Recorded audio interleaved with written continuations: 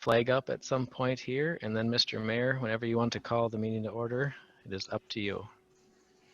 I hereby call the meeting to order. Please rise and join me in the Pledge of Allegiance. I pledge allegiance allegiance to the flag of the United States of America and to the republic for which it stands, one nation, under God, indivisible, with liberty and justice for all. For those of you just joining us, I'm the acting mayor tonight. Ron is unavailable due to an accident. We wish him a full recovery, which he will have. Hopefully it's just for tonight. I will do my best to fill his shoes, and please forgive me for any technical or audio mistakes I might make. Have some patience. Brad, I think we can walk through the approval of the agenda and any changes. Yeah, Mr. Mayor, why don't, just for formality, why don't you do a roll call for those in attendance, just so we have that for the record, if that's okay? Sure.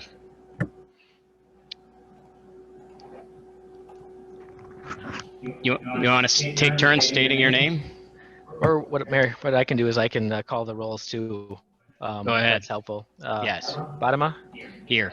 Anderson? Present. Lother? Present. Schultz? Here. And as noted, the mayor is excused. Okay, Brad, do you want to walk through any changes to the agenda? Yes, thank you. Mayor and Council, a couple items. One, just for those listening, there's a few opportunities for public comment throughout the meeting. The first one is under open forum. That's typically for items not on the agenda. And then we have public comment periods at the beginning of different business sections, one under planning business, unfinished business. And then actually looks like I missed one on the agenda. We will or should under new business as well. Two agenda items recommended for amendment for the council. One, we have a late addition under, I'd like to add 10B. It's a waiver request for amplified sound and allowing food sales for an event at the park on September 26th, and Jessica can walk through that at the time being.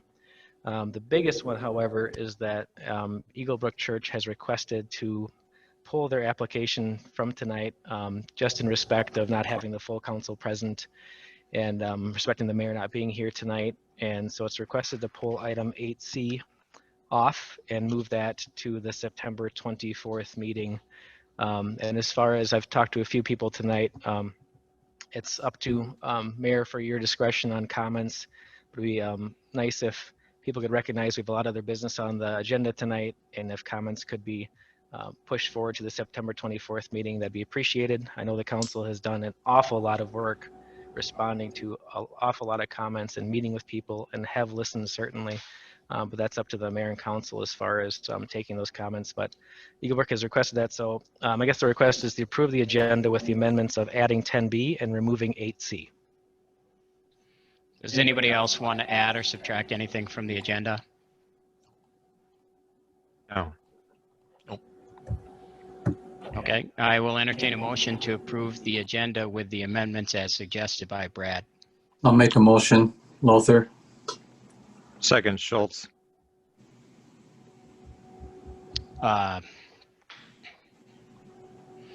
So to vote, we'll go in roll call order. Anderson. Aye. Schultz. Aye. Lothar. Aye. Bodema, aye. Motion passes 4-0. The commission representative tonight, Dean Jacobs, is, hey Dean, and Alicia Hoffman. She's here. She's here. Is she on the screen? I'm working on that. Okay. Just to make sure. So you guys can jump in if something arises that you feel like you need input. As for the open forum, she's there. Hi. As for the open forum, I would suggest if you have things to add regarding the agenda items that we left off, and we'll return September 24th. I would appreciate it if you did it in front of the whole council, but open forum is open forum. It's open for any discussion for any reason. And I think I want to make sure that that's stated. So does it, with that being said, Jessica, are there people that want to speak at open forum? Thank you, Mayor. If anyone's interested in speaking at an open forum here, you can go ahead and use the raise hand function on your computer by clicking on the participants button, and the raise hand function comes up on the side there. Otherwise, you can press *9 on your phone. Give it just a moment. We do have a few folks that have raised their hand. Jess, just before you start, I just want to yes. Dean and Alicia, if you want to mute your video, that's just fine. You don't have to have your video on if you don't want to, so that's up to you. Thanks, Brad. So first, I've got Jeremy Nichols with your hand raised. I'm going to go ahead and unmute you. Thank you, Jessica. Can everybody hear me okay? Yep. Okay. I'm going to take Brad's advice and leave my video off also. Thank you all for the time. I'm not going to speak specifically to one of the removed agenda items, but I am going to address a related item. So good evening, this is Jeremy Nichols. I live at 6334 Steeplechase Lane. Previously, I presented an option to the city to implement an interim ordinance to improve the zoning requirements for RSF2 residential districts, to planfully and intentionally consider appropriate controls for large developments within residential districts. This idea was embraced by several members of the council, including Ron and Alan, due to the ordinance not envisioning a use of the intensity that are currently proposed in some cases, and offering inadequate controls currently. At a subsequent council meeting, the city administrator informed the council that he had spoken to the city attorney about the request. The city attorney, John Thames, and came back with the idea and relayed the message that an interim ordinance could not be used to impact proposals that are pending approval. The interpretation on the part of the city attorney was reiterated at a meeting between residents in the area, their attorneys, Mayor Thomas, Councilor Lothar at the beginning of last week. The resident attorneys argued that the city attorney is mistaken in that initial position. The city attorney's initial position was based on the passage of the law that stated that deadlines are not impacted by the moratorium. But that passage does not say that moratoriums cannot apply to pending applications. I worked with a separate attorney, Peter Coyle, who spoke with the city attorney on Friday, 8/21, several days after the resident meeting. For reference, Mr. Coyle is well into his 4th decade of legal practice in land use and zoning in Minnesota. He is recognized nationally as a super lawyer in land use and zoning law, speaks regularly at conferences in these matters, and is nationally recognized as an expert in this area of practice. In that meeting, Mr. Coyle found the city attorney had changed his position. Mr. Coyle summarized those findings that they agreed on and relevant facts in a letter that I've shared with the city council and Mr. Coyle has shared with the city attorney. I've been told by the city attorney that he also forwarded this letter separately to the council. As the letter states, Mr. Coyle found a number of areas of agreement that differ from the initial response presented to the council by the administrator. After it was sent, I asked Mr. Thames if he had anything he would add to this letter, and he replied that he thinks it articulates my position well. He did not offer any corrections or additions of other perspectives or interpretations. Quoting from the letter from Mr. Coyle to Mr. Thames, I would like the council and all attendees to be aware of the following passages that deal with the permissibility of the moratorium option, as well as the risk that it entails. I'm quoting now from the letter. State law allows cities to enact interim ordinances when questions about the suitability of a use in a given zoning district or the adequacy of existing regulatory controls are identified. The purpose of such an ordinance is to give a city time to consider whether changes are needed. As you know, Minnesota courts have routinely upheld cities' use of interim ordinances to allow for evaluation of planning and zoning issues to ensure they are sufficient to address proposed uses. Under such conditions, it is permissible for a city, following further consideration, to determine that some uses may not actually fit in a given zoning district, or should at minimum be subject to stricter performance and design standards.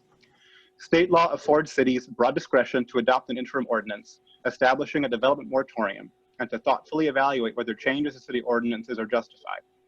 it is established precedent that if the city takes such action here, the legal validity of its action would be sustained. I reviewed the video stream of the recent city council meeting in which the city administrator purports to quote you as to the option of enacting a development moratorium and its impact on the pending application. Contrary to his statements, and as you and I discussed, nothing in state law prevents the city from enacting an interim ordinance now to allow consideration of new code provisions relating to a COP use. From our conversation, I believe we agree on the correct city procedure to be followed, assuming adoption of an interim ordinance based upon the pending application. The city has until at least October 8th, 2020, before it is compelled to take final action on the pending application. As we discussed, cities retain full discretion to deny a pending application affected by the enacted interim ordinance based upon sufficient code-based findings to eliminate any doubt as to such application's legal status. Here, as we discussed, if the city acts in accordance with its statutory authority and its zoning ordinance, its actions could not be successfully challenged based upon well-established legal precedent. I'm going to stop quoting now, so back to my words. Given that the initial position that a moratorium could not be used presented by Mr. Thames has been changed after exposure to multiple additional attorneys with additional insights, the city should be aware that the moratorium option is both available and low risk to the city based upon its process to date. Mr. Coyle has stated that a belt and suspenders approach could be used, where the existing application could be denied based upon the same findings of fact the Planning Commission presented. Per Mr. Coyle, these findings can be subjective in nature, provided they are supported in the record, and the Planning Commission record contains adequate support. It is not necessary that the findings of fact be empirical or based on a quantitative measurement. Separately, the application could also be denied on the grounds of the interim ordinance itself. The restriction the statute presents is that this decision to reject cannot be delayed beyond the 120-day rule's requirements, just because a moratorium is put in place. Based upon the clear concerns that the council has endorsed by scheduling a working session on 9/20, I ask that the city proceed with an interim ordinance and begin a review of RSF2 zoning to ensure adequate protections are clearly communicated in the city code. If the council would like to consult with Mr. Coyle on the options available, he and I are willing to work toward this end. Thank you very much for your time. Oh, thank you. Sorry, Jeremy. I was just going to say you're over time, but thank you for wrapping up. I appreciate that. You're welcome. Thank you for the time. Thanks, Jeremy.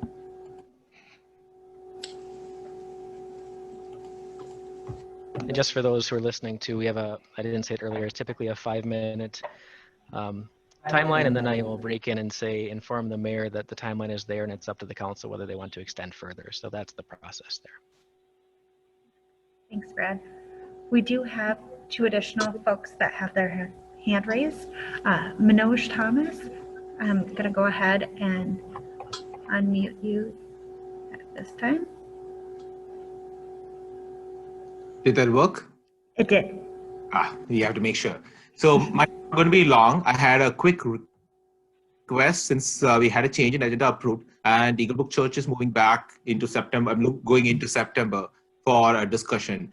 I was initially thrilled that Dean was the representative from the Planning Commission here, because this was a very debated and a long meeting for the Planning Commission while this topic was discussed.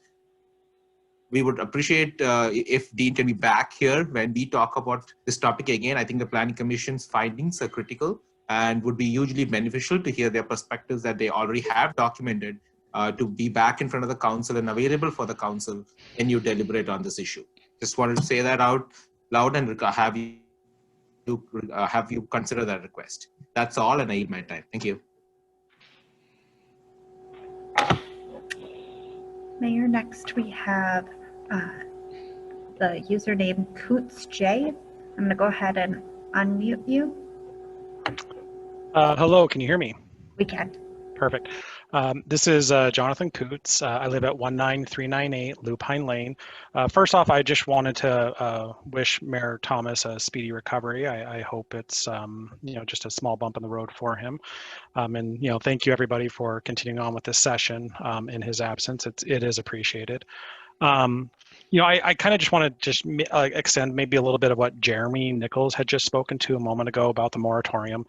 It sounds like the use of the moratorium, even with pending requests, is within the power and discretion and scope of authority of this council. and is now supported by the city's attorney and outside independent legal counsel as well.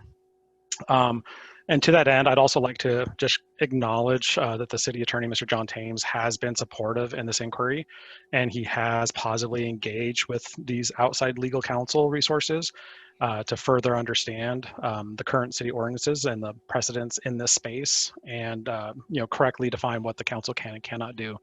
As you all know, this topic is very personal to me. For that matter, we've had 1,200 people sign a petition in regarding to this topic. About 650 of those people do live in our immediate vicinity. And I'd like to believe that all Corcoran residents take this topic very seriously as well. And I think that's also shown with the turnout here this evening on this call. We've all chosen to live here because of the peace and safety that a small, tight-knit community affords us, especially as it grows in the well thought out way that the Corcoran 2040 plan has indicated. And this is really what has brought us here to live in our forever homes. And that's what made me believe that my children would be safer as they grew up, knowing that they could play in the street, safely ride their bikes to their friends, and run from house to house, around, the neighborhood as they build lifelong friendships. We all know that gaps in city codes are going to happen. They're not intentional, but they can be misused by those that would like to take advantage of them. And I would hope that the responsibility of this council is to kind of prevent that and to protect the residents and ensure the common good for all of us.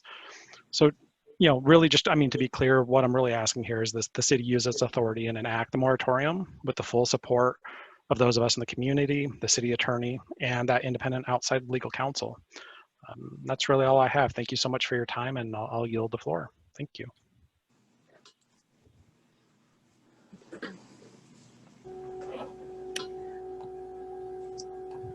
We did have one additional hand raised. It has since been lowered. Mr. Hartz, did you have anything? What I was going to say was covered by Jonathan Coots, so thank you. Thank you. At this time, Mayor, we could give just a moment. So I would like somebody to make a motion to close open forum. Mr. Mayor, actually, there's no need for a motion. Oh, okay. We can just move on. Okay, I'm going to close open forum. I do want to address having Dean at the meeting the 24th of September. I would support that. I think Dean's an important piece and was the acting chair of the Planning Commission that night and continues to be. And unless there's something that would prevent him from coming, I would welcome his addition to the September 24th meeting. Thank you, Mayor. I'm not going to be out of town at that point, as far as I know. So, barring any out of town activity, I'll plan on being there as requested. Be glad to be there. Perfect. Thank you. Item 7, consent agenda.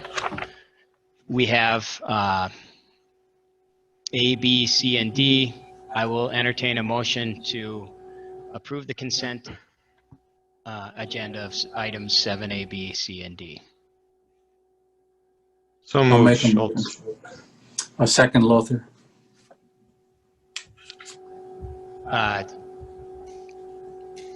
Any further discussion? We'll take a vote, roll call style. Commissioner Schultz, Yay. Mr. Lothar, Yay. Mr. Anderson. Aye. Bottom of votes aye. Motion passes 4-1. 4-0. 4-0. My math isn't so hot. It's okay. We'll watch it. The mystery 1 vote. Item 8, planning business. We have a public comment opportunity. Jessica. Thank you, Mayor.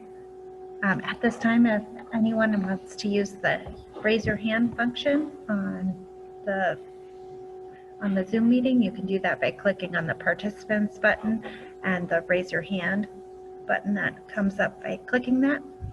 Otherwise, you can press *9, and we can wait just a moment. See if anyone raises their hand. These are for items 8A, final plat for Paulson Farms, and then a concept plan for Cook Lake Corcoran.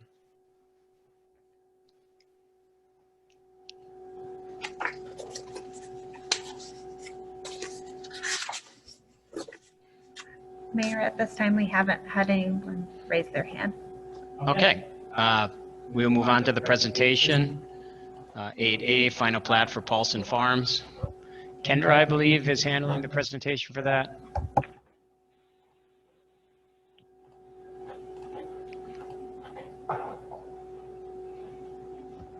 Jess is going to start the slides for Paulson, which is, I think, starting on slide 11, Jess, I think.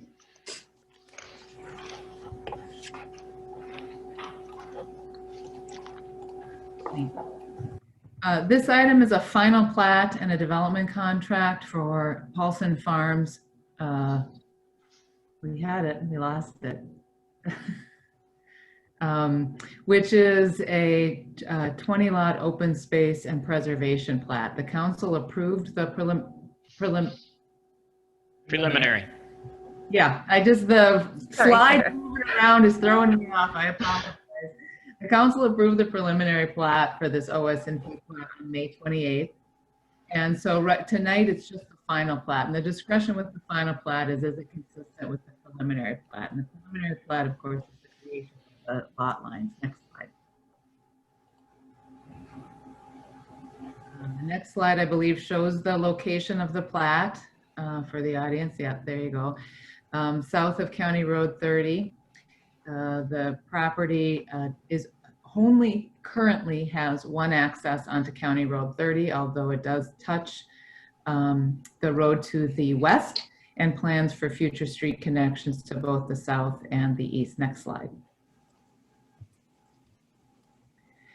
Plats are always tricky. The county requirements makes us split it into two, but this section is the northern portion of the lot. And in this slide, you can see all of the platted lots for the 20 new homes, as well as 3 of the outlots. Those 3 outlots will be owned by the Homeowners Association and maintained by the Homeowners Association as permanent open space. Next slide.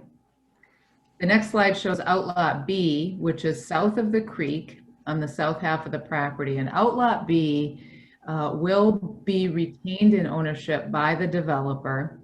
The developer intends to farm roughly the east half of the site, as has been farmed in currently. And then the west half will be in a conservation easement for use by the HOA. It'll have a private trail looping through the wooded area back through the neighborhood. Next slide. The final plat, as I said, is for 4 outlots, excuse me, and 20 outlots. I said that wrong again, 20 lots and 4 outlots. And the developer is working with staff to address a few of the outstanding preliminary plat conditions.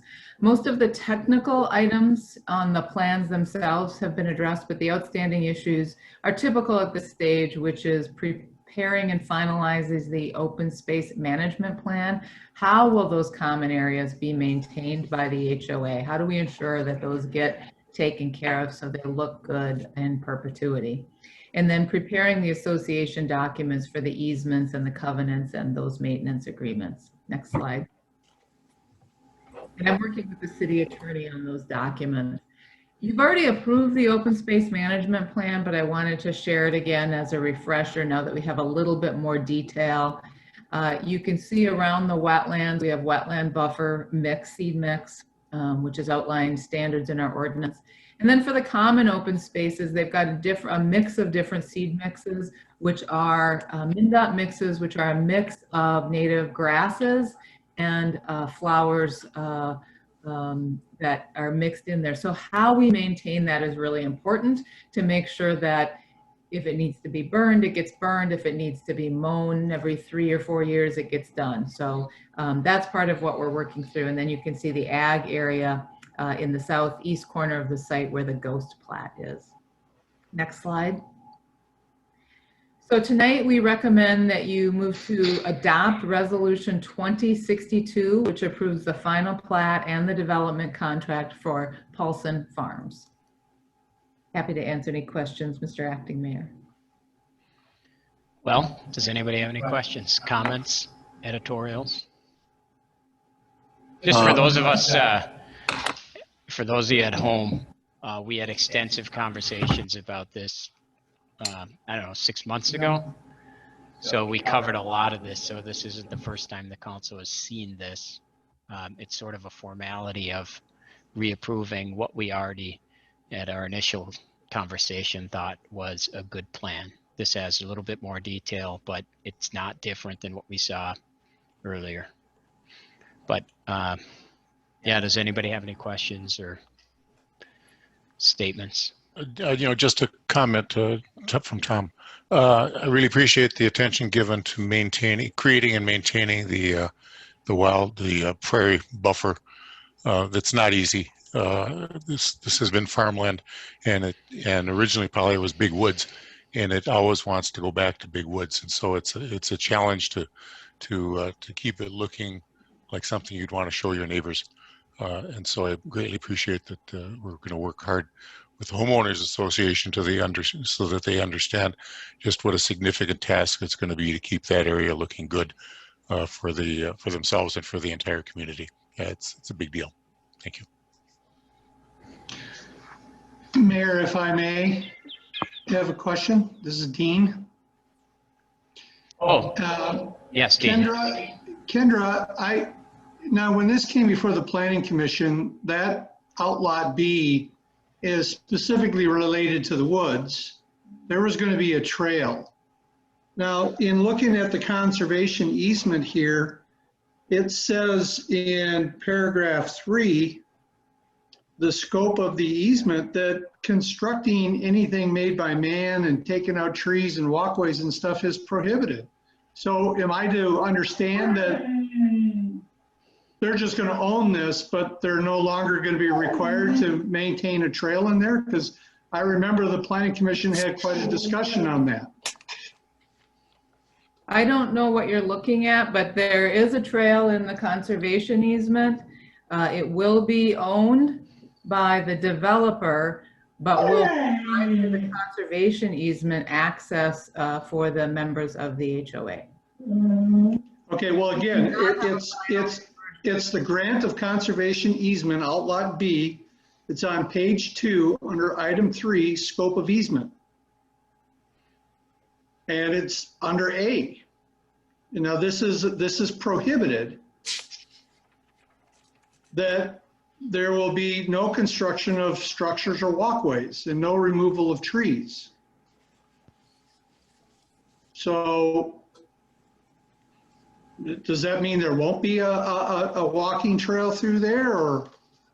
I guess I don't have what you have, but what I would say is that we are working, the city attorney and I are working with the developer's attorney to finalize the conservation easement.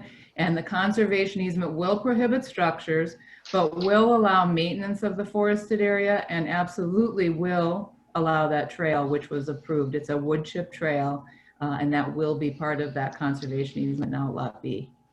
So if there's something in there that's not quite right, we're continuing to work with them and we'll double check that. Okay, thank you.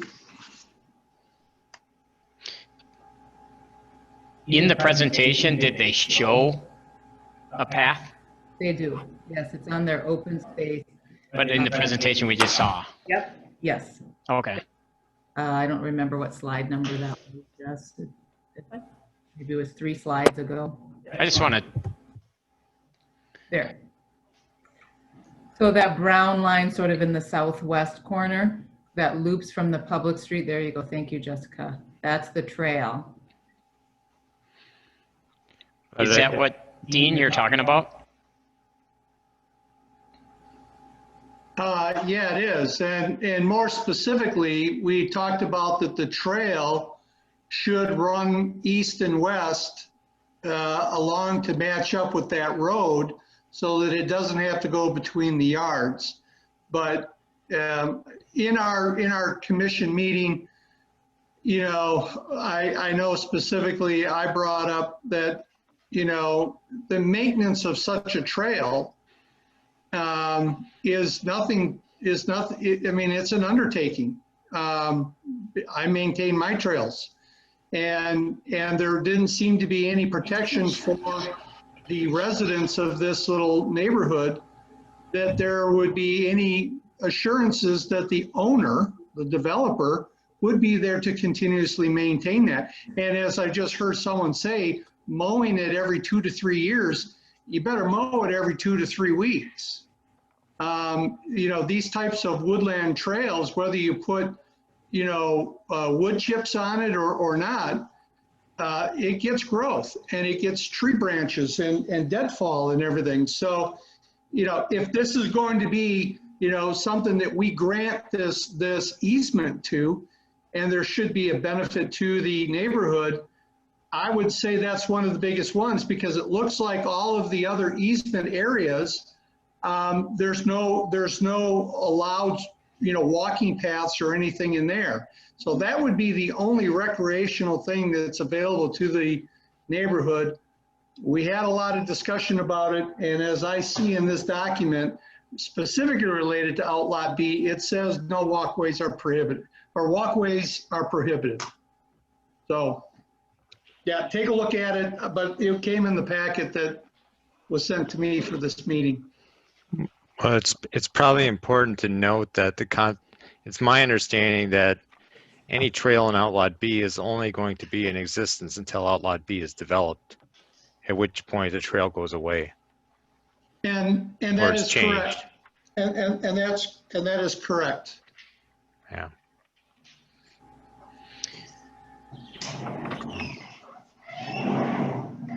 Wouldn't the trail be maintained by the people who are doing the other maintenance on the site? Or is that not a fair assumption? Or is that something that should be written into the approval?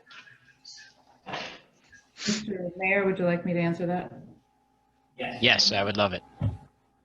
Yes, there are a number of documents. We included those conservation easement drafts that were originally drafted by the developer's attorney. And as I said, I am working with the developer's attorney and the city attorney very closely to finalize those conservation easements and the HOA documents. And you're absolutely right, the HOA documents will state that the HOA is responsible for maintaining all of the open space areas, including the improvements in that open space, specifically the trail.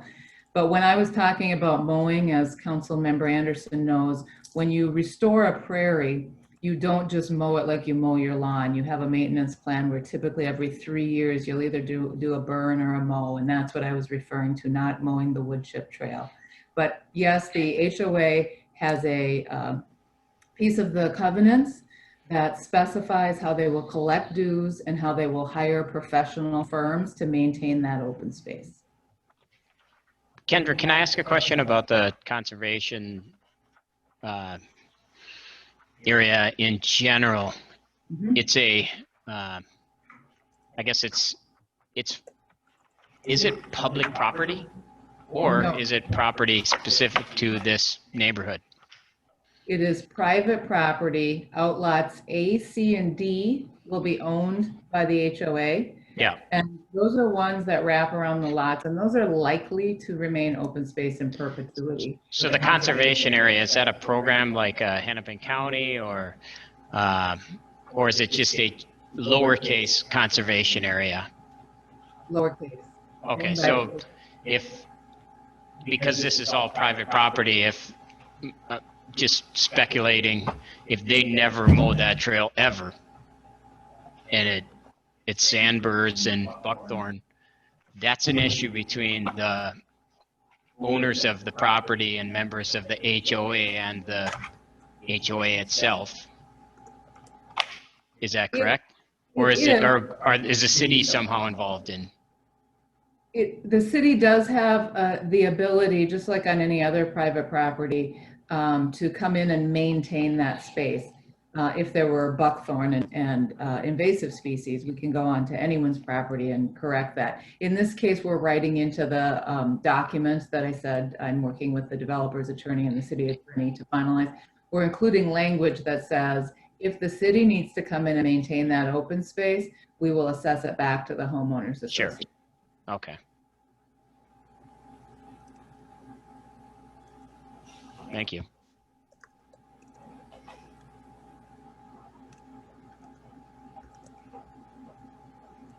Anyone else have any comments? I'm looking for a motion to adopt Resolution 2020-62 approving the final plat. So moved, Schultz. Second, Anderson. Any further comments? Anderson, Aye. Lothar, Aye. Schultz, Aye. Bodema, aye. Resolution passes 4-0. Next item 8B, concept plan Cook Lake. Kendra is on the docket again. Take it away. Yes, this is another concept plan for the Cook Lake Corcoran property. You've seen a couple versions of this. This is the property on the east side of the city on the Maple Grove border, just north of 10. Directly east of this property is the Bass Lake Crossings neighborhood that was constructed by MI Homes. So the property is a little bit unique, and it shows well on this exhibit because there's a carve out in the middle of the property for the Met Council lift station, which makes it a little bit unusual.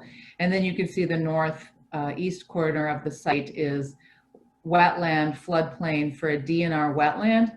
And that DNR wetland is subject to the shoreline overlay rules. So that does affect basically 95% of this site. Next slide.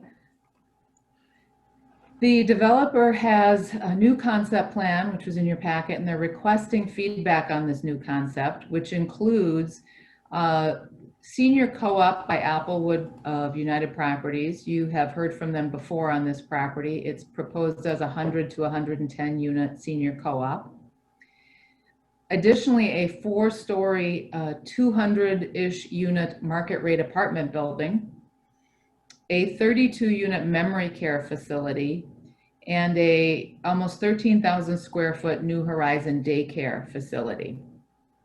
The property is guided mixed residential and is zoned mixed residential. It appears that the concept is likely to be above 15 units per acre, which would require re-guiding to high density residential. Because of the mix of residential and commercial, we would likely see a re-guiding to address the mix of land uses, high density residential land use, as well as the commercial land use, and development probably as a PUD. The property to the west is Bass Lake Crossings, as I said, which is guided and zoned low density residential. And because of the shoreline overlay district, variances or PUD flexibility would be required for building height and impervious surface coverage. Next slide. The concept does try to pull the buildings away from that shoreline, that lake wetland, and towards the County Road 10. The project includes a new access right there at the Maple Grove Corcoran border, which would loop through the site and connect to the road that is stubbed at Bass Lake Crossings. On the east side, that road touches down and touches the, I think it's about a 3-acre parcel in the southwest corner of this site that's not part of the development, that's owned by another development entity, but that road would allow access to that site. So on the project, you can see the 2 apartments lie north of that new city street, the memory care and a daycare to the south along County Road 10 has a little bit smaller mass of the building, and the bigger mass buildings shifted back on the other side of that new local street. Next slide.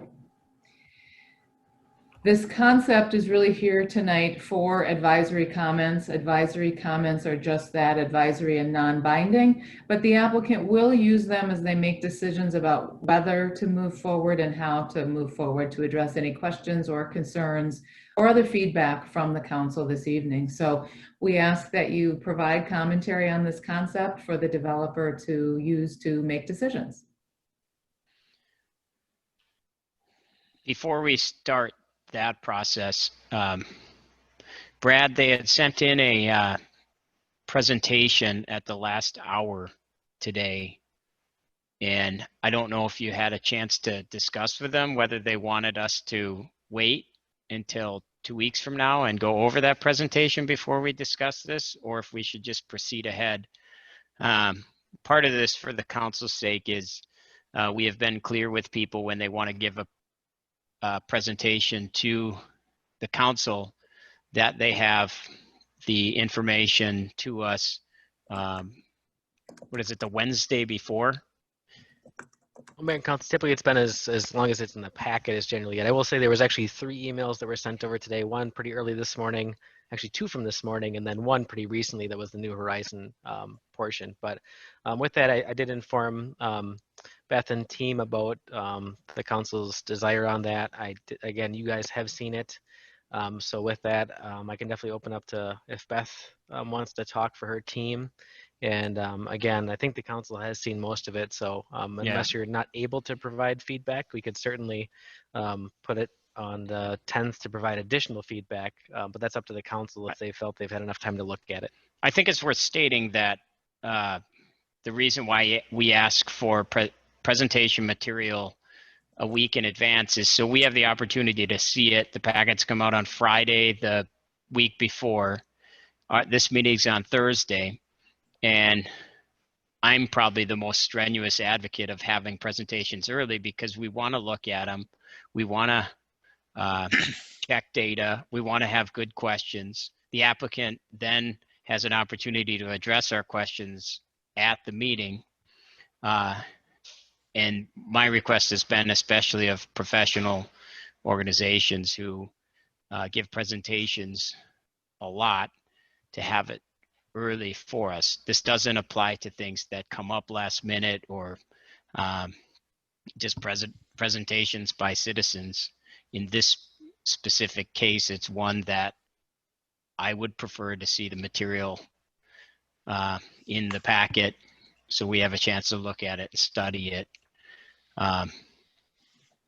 And I guess if somebody else wants to bring it forward and discuss it or has a different thought on it, I'm open to that, but I think it's important to know for the future why it is we have that policy and why it is that this isn't included. Excuse me, Mr. Acting Mayor, this is Beth Husted with Trek Development. Hey, Beth. How are you? Good. Thanks. I mean, I just want to apologize. This was an absolute miscommunication and it's my fault. So I apologize for not having my team's information to you. I think because it was concept and because of the work that we've been doing with the Met Council, the meetings that we've been having, I think I just— My condolences to you for that. Yeah, I know.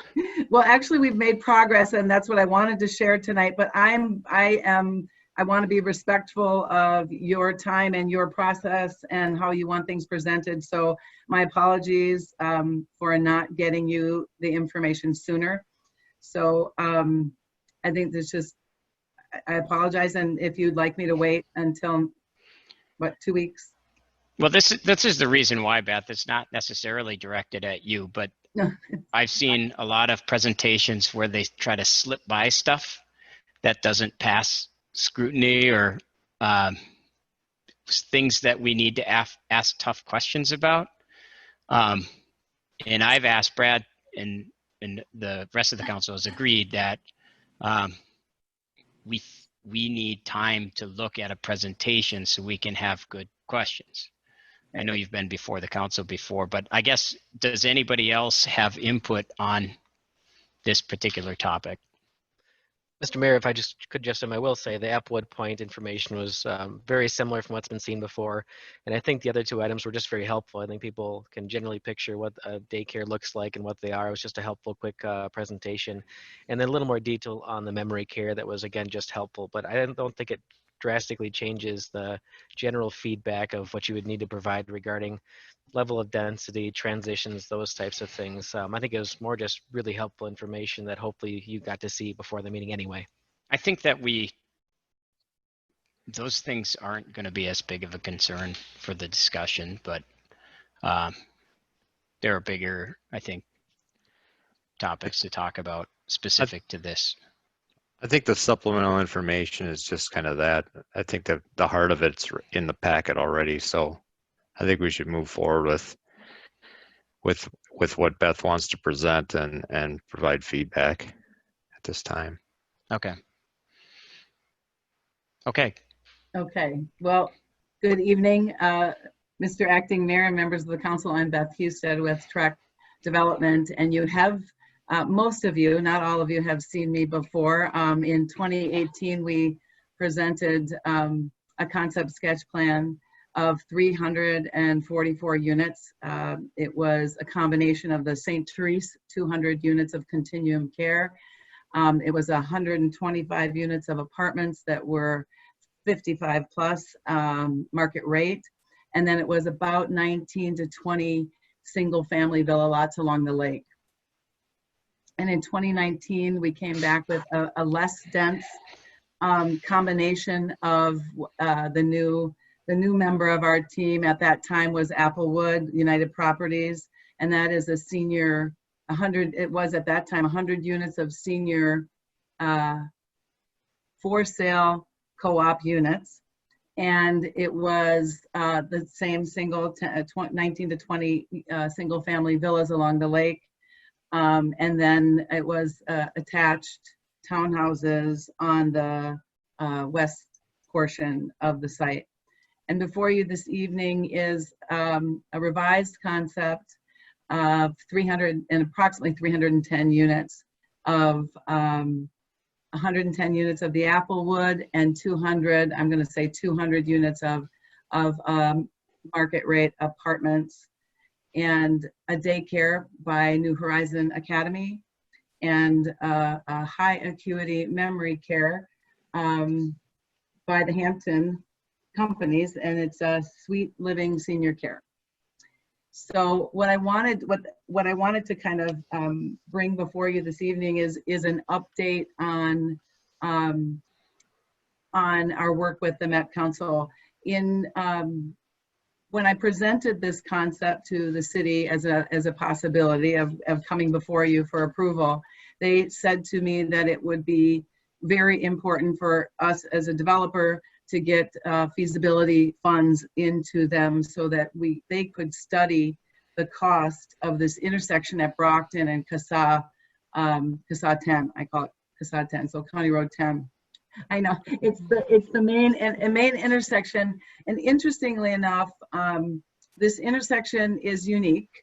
Hennepin County is asking for more property from us than they originally probably or normally would ask for, because CASA 10 or County Road 10, Bass Lake Road has they need to straighten it out for safety purposes. So there is a bend in it that they apparently are not happy with, and so they're going to take some additional land than they would otherwise take from this site.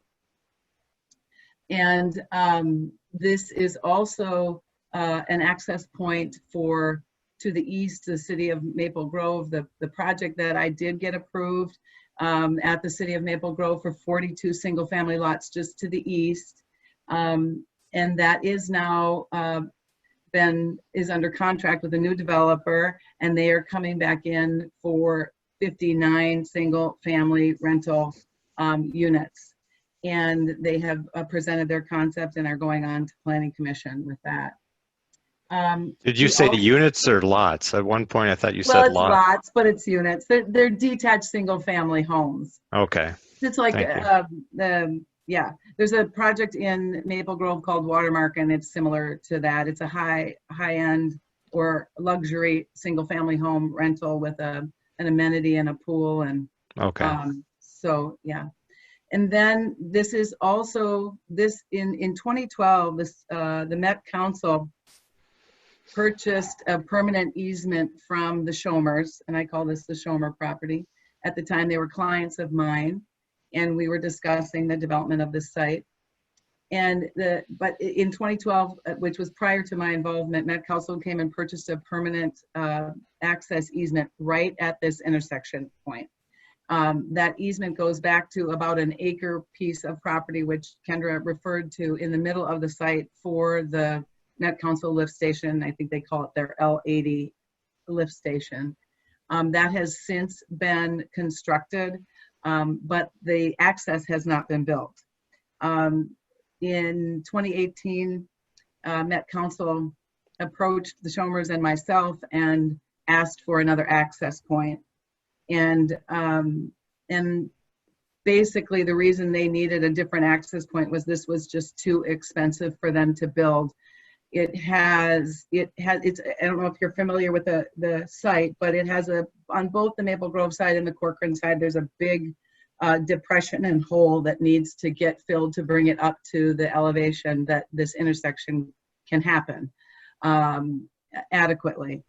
And so Met Council really did not want to do this on their own, and it probably would have entailed additional easements purchased from both the Maple Grove side and the Corcoran side too. So it's an extensive undertaking. So the Schomers and I did grant them a temporary access easement so that they could construct the lift station, and they still are using that temporary construction easement right now to access the lift station. So when it came time, when we received the feasibility study, and I'm going to say we probably got it 2.5 months ago, maybe 3 months ago, the results of it, and it came in extremely expensive. It was over $1 million to build this intersection, and I just reached out. I'm going to keep it simple, but I reached out to who I believe are all the stakeholders in this intersection. And I reached out to the Met Council, thanks to Judy Johnson, who is the District 1 representative. She was very, very helpful. Brad helped me to contact her, and she was instrumental in getting us all together. So we brought together the Met Council, Hennepin County, the City of Corcoran, the City of Maple Grove, and the developer adjacent to the east in Maple Grove. And we have been meeting, probably had 3 really productive meetings. That council just sent me an email this past week that telling me that they are committed to participating, not to the extent that my engineer's estimate would say they're responsible for, but the fact that we're at the table, we're having discussions, everybody is stepping up, and it's collaborative. So that's sort of a positive in all of this, because we really can't build develop this site with that kind of a cost to this project. So in part, the reason I'm asking for a density, a comprehensive guide plan change from medium to high density is because of the cost of this intersection. And the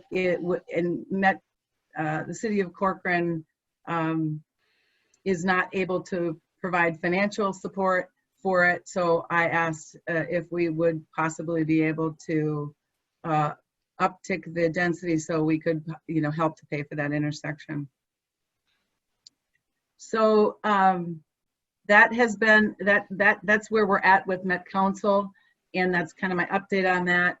I would really, I understand the potential concern for the residential property to the south, the MI Homes. I work with MI Homes on several other projects. I sold them that site, and I am working with another project with them in Maple Grove where I do have an apartment building near them. I think this site is about close to 11 acres on the west side. And so I think there's room to adjust that building to accommodate, the adjacent property owners. There is a large open space on the Bass Lake Crossings site that is wetland. And if I can, adjust the building to be adjacent to or near that, as opposed to close to the residential homes and lots, I think that that's doable. One of the benefits I felt of doing the density versus the single family villas is obviously financial, but also we leave about 3 acres of open space and trees and stand of trees along the lake and along that peninsula. If we were to go with the villas, our plan that we showed before actually developed all the way down and and down the point. We had a private drive with three housing sites at the end of that peninsula or point. So I was hoping that might be a benefit to leaving that open space and leaving those trees. But again, that's just sort of the thought process behind this and why I'm bringing it to you looking like this. And I am open to, you know, having the conversation. I appreciate you letting me present tonight. I would like to introduce the people that are on our team. I've got Jennifer Mason here from United Properties. I've got Alan Ruth from the New Horizon Child Care Academy. And I've got Jeremy Larson from Hampton Companies. So if any of you have questions, we're here and are available to answer those. But thank you, appreciate your time. Mayor and Council, we'll just jump in. Beth has done a really good job of getting all the parties together because as she mentioned, it's a very difficult site and those conversations have been very helpful. So I just want to say it's been a really good effort on her part to try to make this work. Thank you, Brad. Are we going to see the presentation? Mayor and Council, I did not have anything pulled up. I could find it if you wish, but again, as I think Mr. Councilor Schultz stated, it's more really supplemental. I think the big questions are the density and the feel. Talk about then, we had this before us, I don't know, a year ago. What are the, I think it's important to highlight the changes from a year ago, specifically, because I think preliminarily we were good with it. If they're asking for a new opinion about it, I think it's important to highlight the differences between the proposal that the council gave the thumbs up and specifically the things that have been changed just for our own reference. And I still don't see a silo on the property, Beth. I think we talked about that. Oh, she's muted. And Kendra, you could go through too. We do have a little spot at the entrance, and again, Brad and I talked briefly this last couple days, and that is something that we're definitely open to and have been from the beginning. That we want to do something to enter into the as a monument, and I think Applewood also said that the last time that we met. I think they did. Yeah, they did. And here's the thing: there's been 2 concept presentations to you, and you've been a part of it. Yeah. One was 2018, one was 2019. And so the 2018, if you remember, was the 200 units of continuum of care with St. Therese. They have since moved, you know, a little further into Corcoran, and the city has sold them a piece. And so that's wonderful that they're still, you know, getting to have that. And maybe it's a better location because the city of Maple Grove just next door has a continuum of care that they just 4-story continuum of care right next door. So I'm glad that they made it in and that they're there and it's happening. But that also had apartments, market rate apartments, not 200, it was 125, but it still had the residential units, and which we've taken away. And then it had, and then the 2019 had this Applewood product. So you remember that they did a extremely nice presentation. Again, it was, so I'm sorry we're not there before you to be able to do it. But they have an excellent product. They have an excellent reputation. And they have one in Maple Grove, they have one in Champlin, and I think there was a map as a part of the material that you got showing you where a lot of their other projects are and the awards that they've won for those projects. So I think, yeah.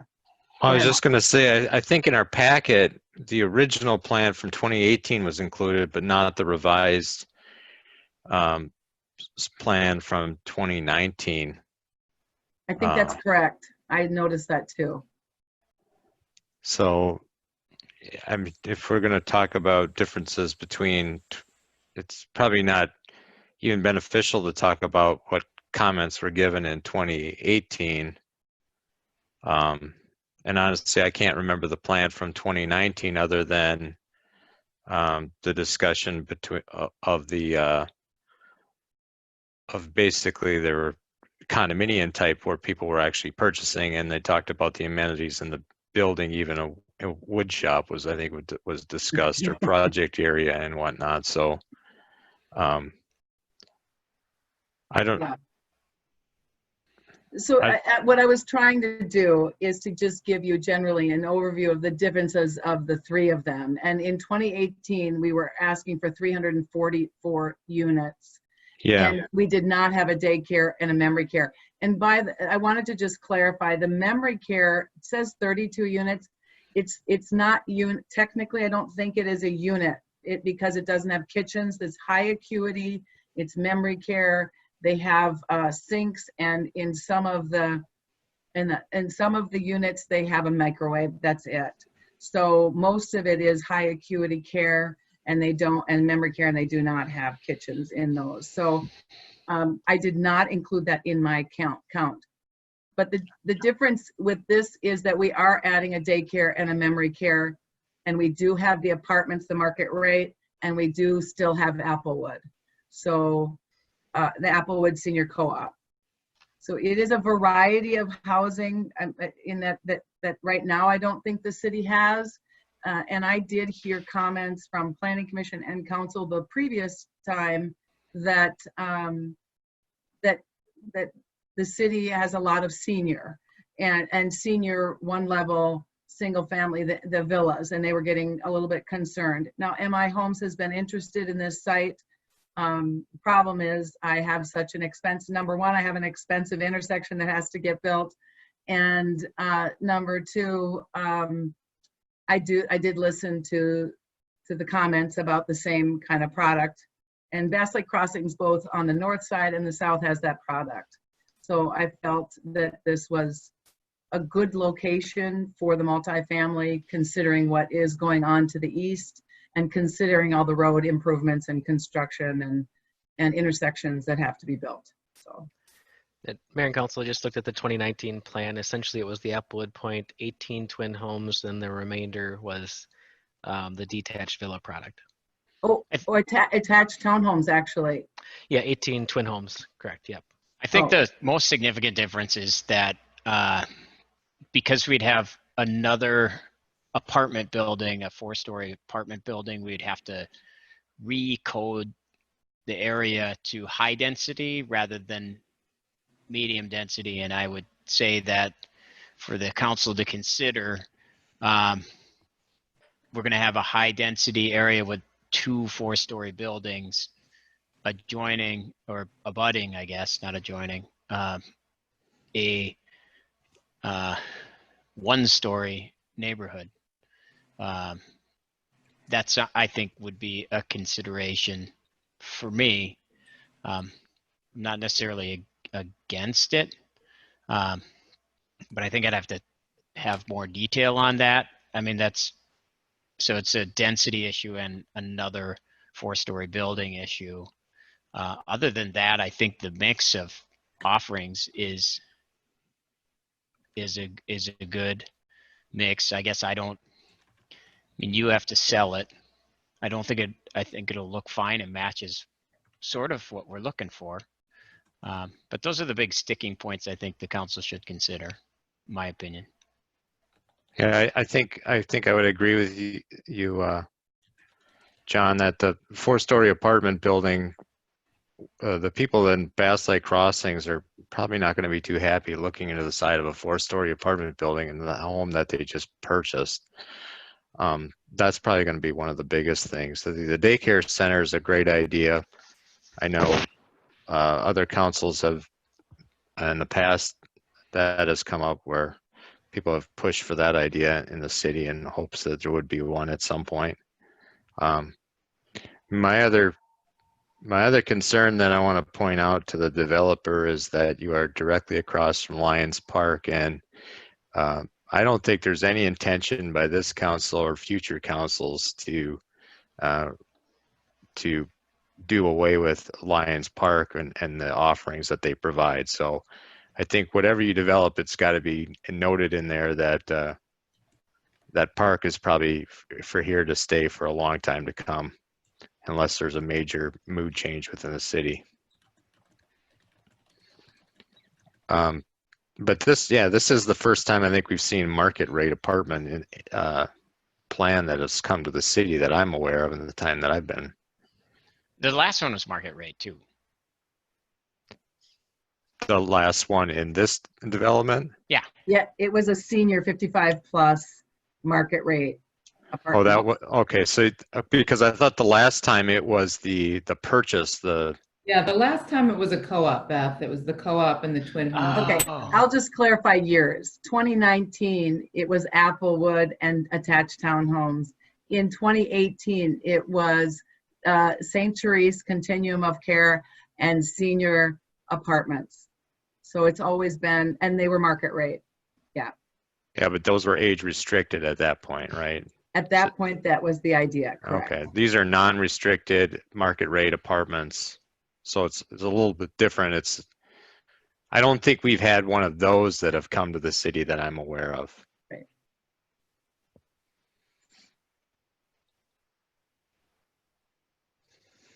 Anyone else? Tom, Brian? But just what is the increase in the density from the last presentation to this one? The last presentation was, again, a concept sketch. So that's a great question because I couldn't find that, the details of that because I didn't have a number, Brad, I don't know if you, but I didn't have a number in my report, my information on the amount of townhouses because we just concepted the attached townhomes on the west side. But we had 100 units of Applewood and we had the single family we still had single family along the lake. And then on the west side, we had the attached townhomes with an option of the detached villas too, has been shown, but I don't have a number. My feeling as I was doing my presentation was that we were high at 344 units in 2018. In 2019, we dropped it down, and now in 2020, we're asking, because of the cost of the road and the infrastructure, we're asking for 310. So if that helps. That's correct. In 2019, it was consistent with the mixed density of 8 to 10 units an acre. We didn't have a survey, so we couldn't get a real number, but we felt like it was roughly in that range of the mixed use, which allows 8 to 10 units an acre. And that, you're right, is down from the 2018 plan. So we started high, went down, and now we're back up again. I think higher than the 2018 plan a little bit, but. Well, I think the 2018 plan, just correct me if I'm wrong, the 2018 was 344 units, and the one that we're now asking for is 310. Well, we never had, as you said, we've never had exact numbers for anything. So it's generally close to the 2018 plan in terms of total units, but it's very bad. Very different, I'm sorry, mix of product types. Thanks, Jess. Andrew, is there any rezoning involved with regards to the New Horizons, or does that fit into that current zoning? No, I'm sorry, I may be speaking too fast. They will need to re-guide that for commercial. Okay. For that corner. And that's when I was mentioning you could either re-guide and rezone, but it may be easier to do a PUD because of the number and scope of the variances needed to make this project happen. We don't allow 4-story buildings in the city except in the city center. And the shoreland limits building height to 25 feet max. So we're going to need some height variances and some impervious surface variances. And it's a lot easier to provide that through a PUD. So what we probably do is re-guide the property to high density residential and commercial, and then rezone to PUD. Okay. So where does that leave there's that property that's in the southwest that's not part of this project? That's guided and zoned residential as well, correct? Correct. So yes, if they came in at some point and wanted to be guided or rezoned for commercial, that would take another act. I'm just throwing it out there because now we've got a commercial we would have a piece of commercial on this property. We've obviously got commercial across the road with the mini storage. So it's not unlikely for the council to consider that there may be more commercial along that corridor requested in the future by other applicants. And that's certainly something the council should think about. Remember, when we did the town center, we said we're going to focus our high density housing and our commercial in the town center. And when you filter that out through the city, you lose some of the energy potentially of the downtown. And we talked about that with the mini storage, but we said that's different than what we would want to see in the downtown. So that's certainly something that you should be aware of as you make a decision on this property, is how that might affect the town center property. Because you're absolutely right. Once you start re-guiding land around to commercial, then neighboring property says, well, if she got it, why don't I get it? If he got it, why can't I have it? And so it's just something to think about. I think maybe the difference might be the access is a little different on this intersection with the signal than over at Bass Lake Crossings, but it is something very much to be thoughtful about as you consider the investment in town center that the city's made to date.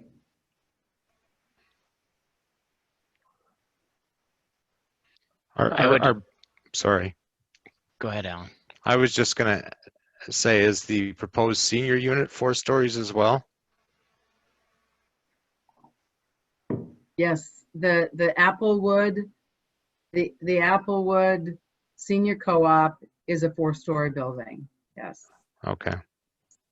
So I guess I'll give you my comments, Beth. Okay.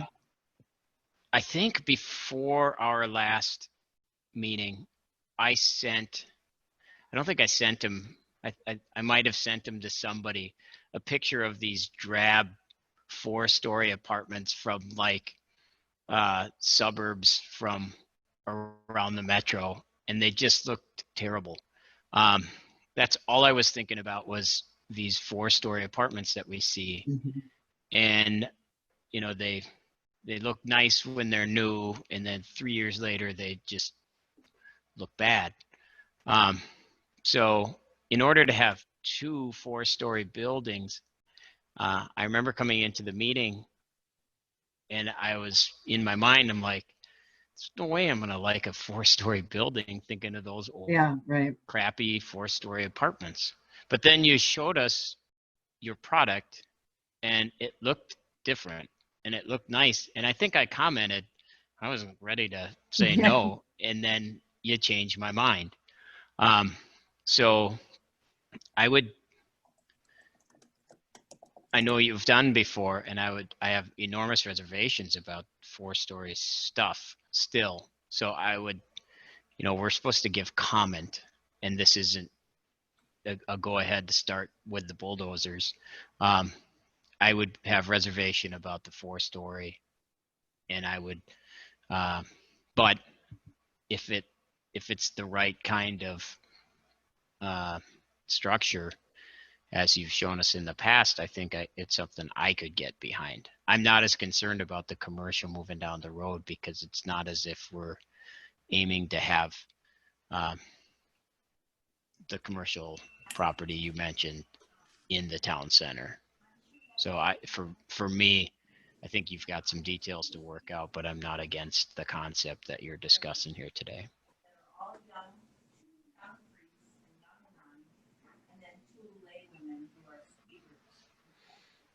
Oh, I didn't know. Thank you. I appreciate that. Yeah, I can honestly say I'm not totally opposed to the concept. I do have just a lot of concerns about a 4-story building abutting Bass Lake Crossings. Both of these buildings look identical from the outside. Thanks for bringing that up. That is truly a concept. It is just a place setting to give an idea so that you have a visual. We have not gone down that road. I literally just heard from Met Council this week. So we were not other than making a commitment, financial commitment to pay for the feasibility study, we've been holding off, not sure we could, you know, what was going to happen with this intersection and how that was going to go. And that still needs to be completely finalized, but we have at least a good indication that the stakeholders are, you know, are going to contribute. But with that said, it is very similar looking, and it doesn't need to be, it doesn't even need to be that shape. It could be I mean, maybe we go 3 stories and spread it to a different and use more of the site. I was just trying to show the council that we could save open space, and we could do 3 acres of open space if we went up. If that's an issue, I think that's really the kind of feedback I need from you. And it's helpful. Yeah, I mean, I think if you would have saw it tonight, if one of the items stayed on the agenda, but when you're dropping in a large complex inside a residential, while you're on the outskirts of residential, we're gonna hear a lot of feedback on this thing. So right, better probably to hear it now than then. Mm-hmm. That's all I have. And I appreciate that. Again, I know MI Homes, I work with them, I sold them that property. I'm very cognizant of their presence and their product. And so I think it's just good to hear from you, and it's helpful. It's helpful for the whole team, and I'm listening. So I'm hearing you. So thank you. Are there other developments, you know, nearby that have a 4-story with a single story next to them? It's easier for some people to conceptualize if they can go and look at it. Yeah, great question. I think about that too when we plan what's nearby, what have I seen that's like it. The city of just to the east, directly, almost immediately and adjacent, there will be single family homes adjacent to the 4-story senior continuum of care next to the Lord of Life Church. And prior to the Excelsior Group purchasing that property, I had got 42 single family high-end lots developed there, and then the senior continuum of care came. So yes, that's a great example right next door. Okay. Yeah. So I guess I have just a few comments. The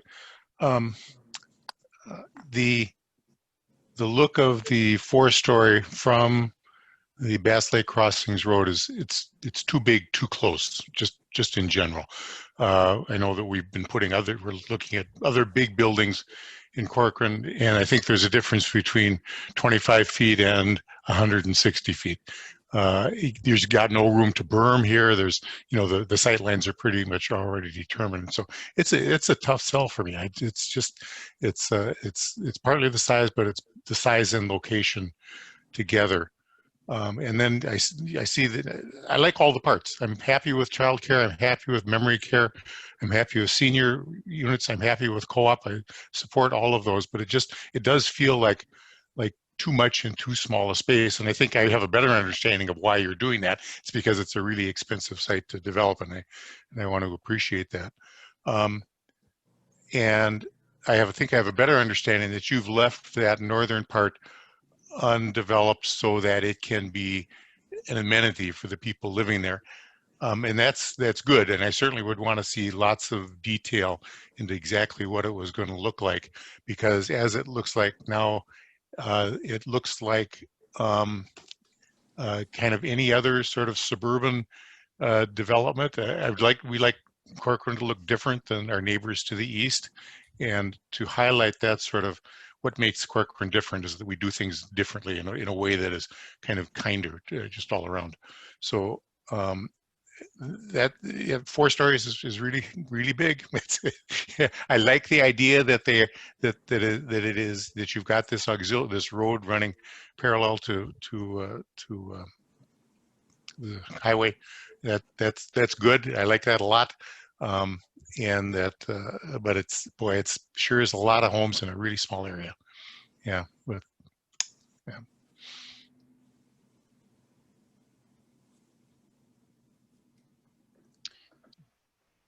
Do you have what you need, Beth?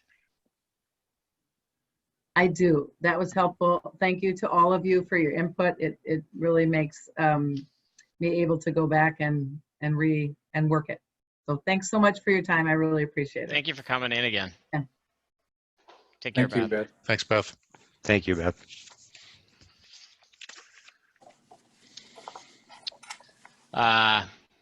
Unfinished business. Again, we have a public comment opportunity. We're going to talk about our bond refunding series 22B. For those of us, or for those of you on the call here today, this is a discussion that we had, was it 2 weeks ago, Brad? Yes. Correct, at the very last council meeting. And actually, if it's okay, since it's a pretty short agenda left, if we could do the public comment period at the same time for unfinished and new business, just to wrap those together, that'd be great. If that's okay, Mr. Mayor. Yes. So that would be correct. The refunding and call resolutions, and then in a new business, it's a short-term full-time police officer, as well as the added item, the waiver request. So if anyone wanted to comment on each of those 3 items, we'll combine the public comment periods to help streamline that. And Jess, you want to walk through that one more time? Thank you. So if you You're are mute. interested in commenting, She's good. okay. If you're interested in commenting, you can go ahead and press the participant button and then utilize the raise hand function. Otherwise, you can press *9 on your phone and you can raise your hand and I'll recognize you to speak. And we can wait just a moment. If you could state your name and address for the record, that'd be great.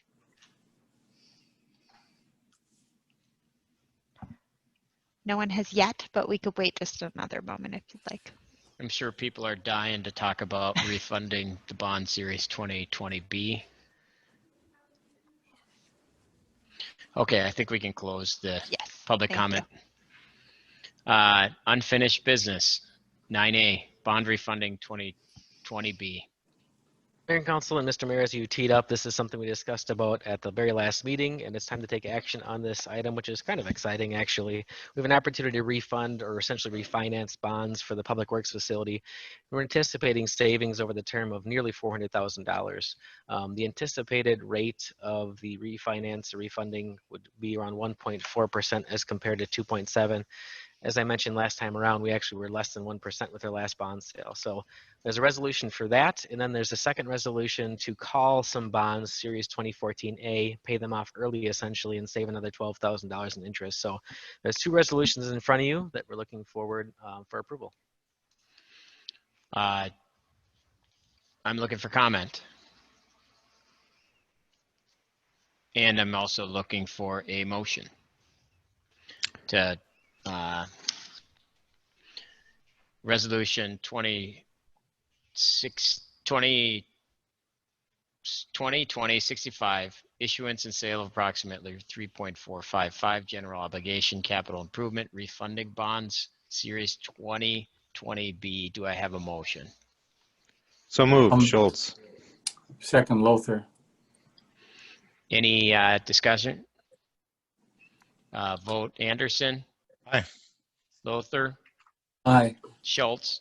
Aye. Bodema, aye. Motion passes 4-0. I will entertain a motion to approve resolution 2020-66, providing for the prepayment and redemption of the city's outstanding general obligation equipment certificates of indebtedness, series 2014A. Can I get a motion, please? So moved, Anderson. Second, Lothar. Roll call. Anderson. Aye. Lothar. Aye. Schultz. Aye. Bodema, aye. Passes 4-0. New business. Okay, 1 second. I'd just like to thank whoever brought this forward to the council. These savings are great, and we need to remember to look for future bond call options and rate savings. So thank you, whoever did that. Yeah, I second that, Alan. And just for Mayor and Council, this is something we look at every year when we analyze our finance plan. Jessica, myself, meeting with Tammy Amdell, Northland Securities, we actually saw this upcoming about a year ago and got kind of giddy about it, and just was nice that the rates stayed where they were. So we're actually reduced even yet. So we try to stay on top of it. Great job. Good job. Good job. Yep. Nice job, Brad and team. Full-time police officer, 10A, new business. Matt. Thank you, Mr. Mayor and Council. As you guys all know from our conversations, we have about 6 full-time patrol officers to help cover our city for our 24 hours a day, 7 days a week, which sounds like a decent staff until you start trying to spread them out, covering that's a lot of hours for a few people. And what we've done in the past is utilized our part-time police officers to help cover when those officers had to be gone for training or for their PTO time or things like that. So we've traditionally kept anywhere from 6 to 8 good part-timers, and they were always experienced officers that we were either retired or were working in other communities that wanted to come work in our community.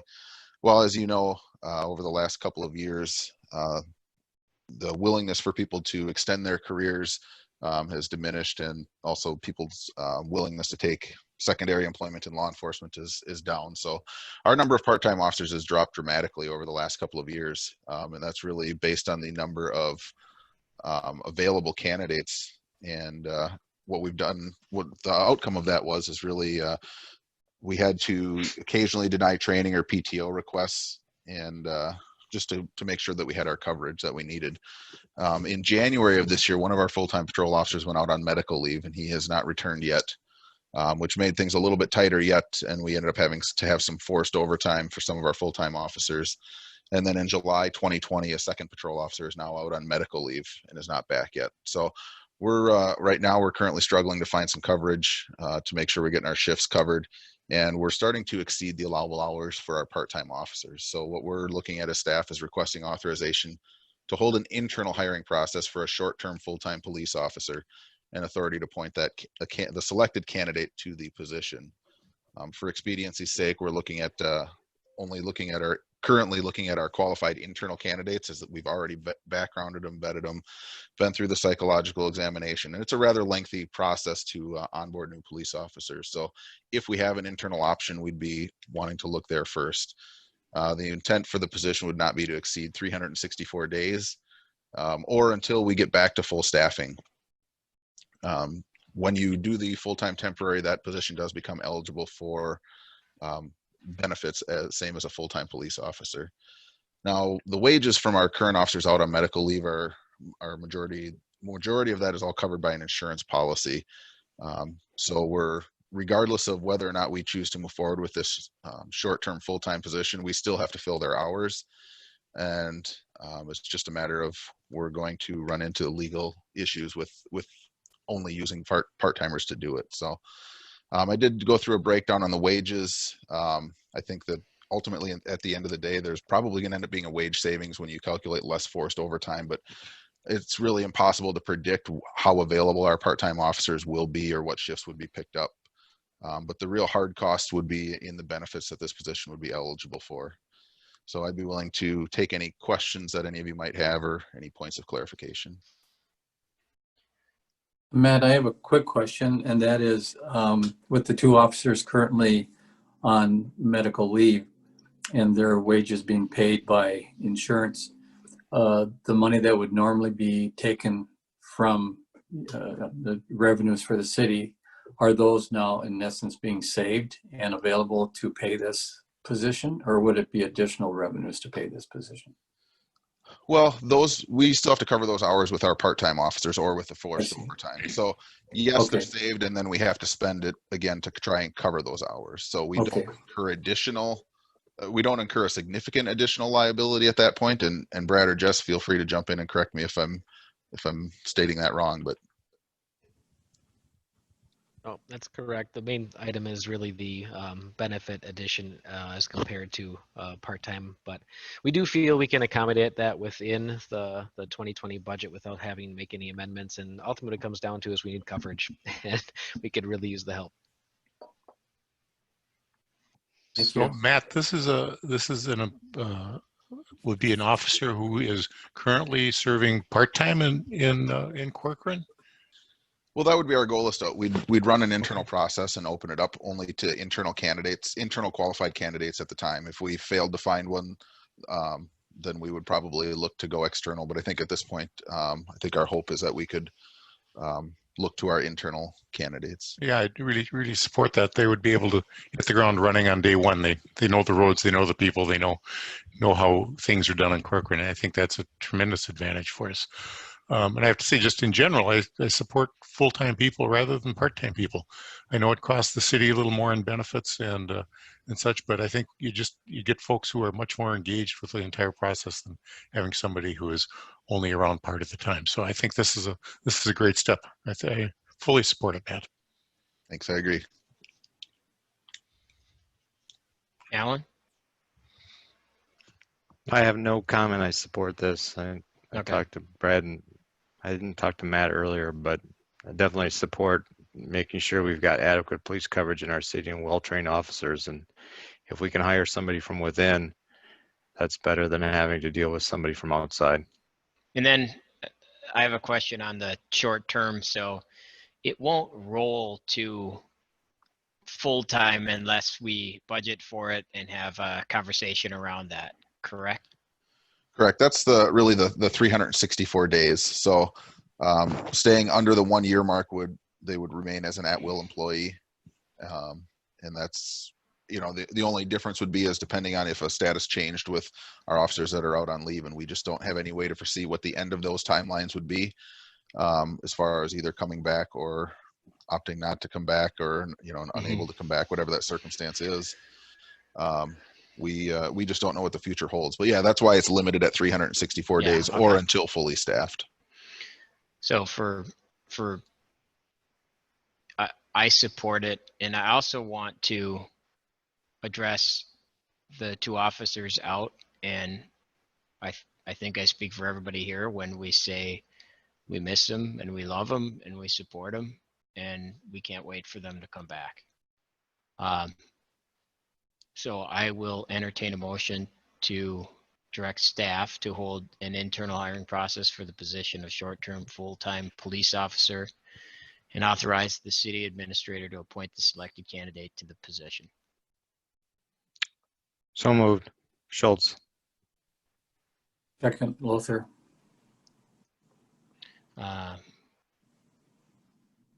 Any further discussion?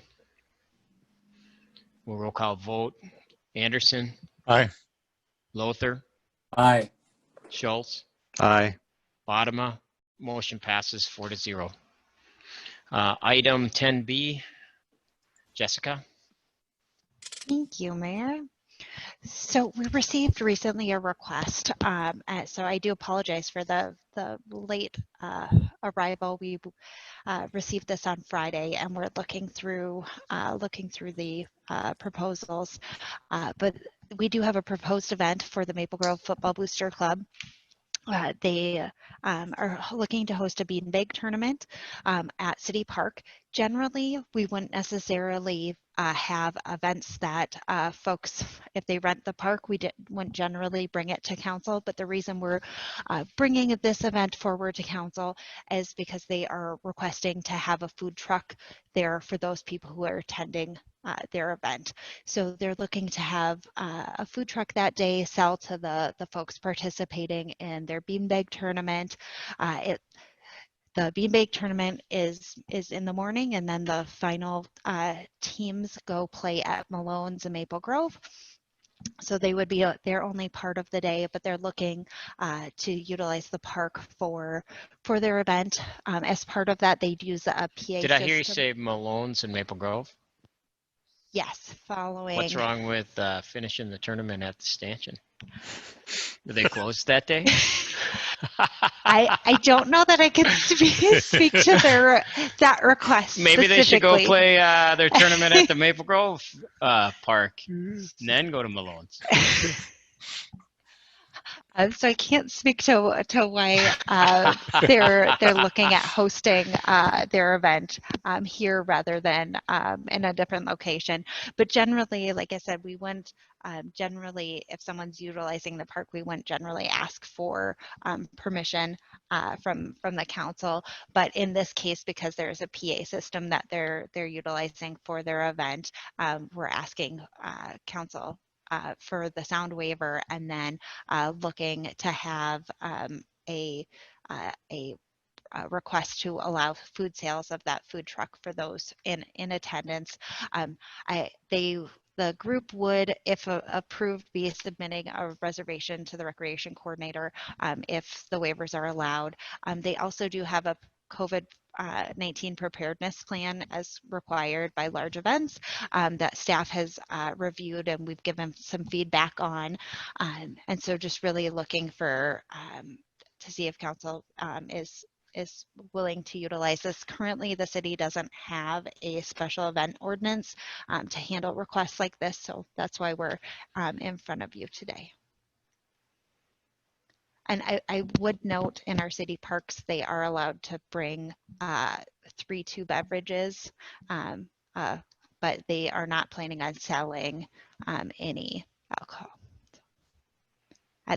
At this point, I'd ask council to consider on whether or not we'd like to move forward with the request and take any questions that you might have. So Jessica, I'm wondering, is this PA system their PA system? Is it something that happens regularly at our park? I don't want to be putting an undue burden on those folks who live around the park. Sure. It sounds like they are just looking to be able to announce the different winners, because Okay. if you go on to the next level, I think you get a raffle prize. If I recall, their preparedness plan outlined kind of how they were utilizing that. And it looked like it was starting in the mid-morning with the championship being at Malone's at about 1:30. Jess, didn't their plan indicate they were having music as well? That they were going to use the DJ then to announce the teams, but have a DJ with music for the event? I understood the DJ to be using their PA system, but they may play music in between, potentially. And the hours are basically 10 to 1? Is that what? That was what the initial plan outlined. If they generally, when they rent space, they can rent for a total of 6 hours per. They're 2 blocks for the rental, and so they would rent the park in the morning.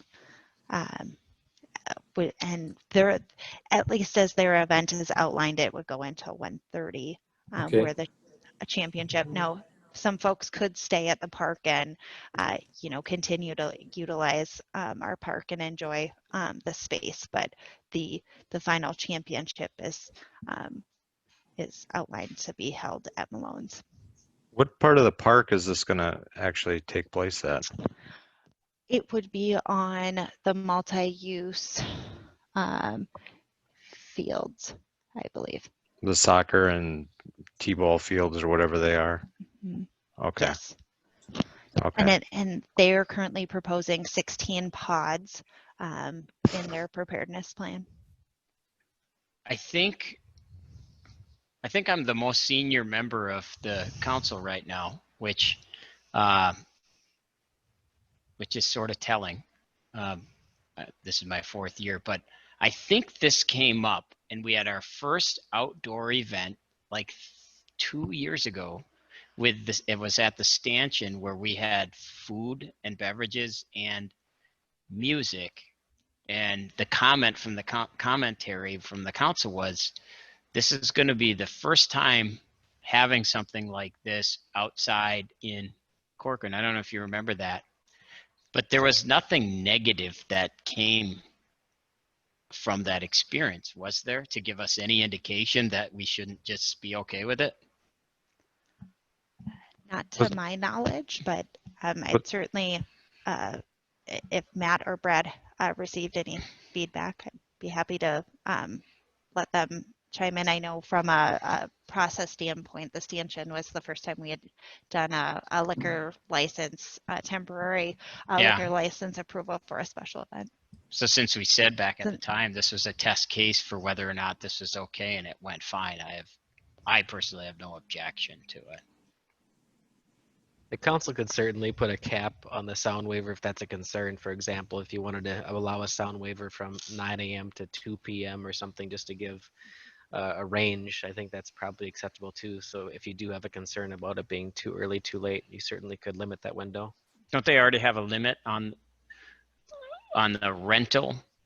So like if they're renting the space from 9 to 2 and we allow amplified sound, it's not as if that amplified sound part goes until next December. It ends when the rental period goes, right? Or is that not true?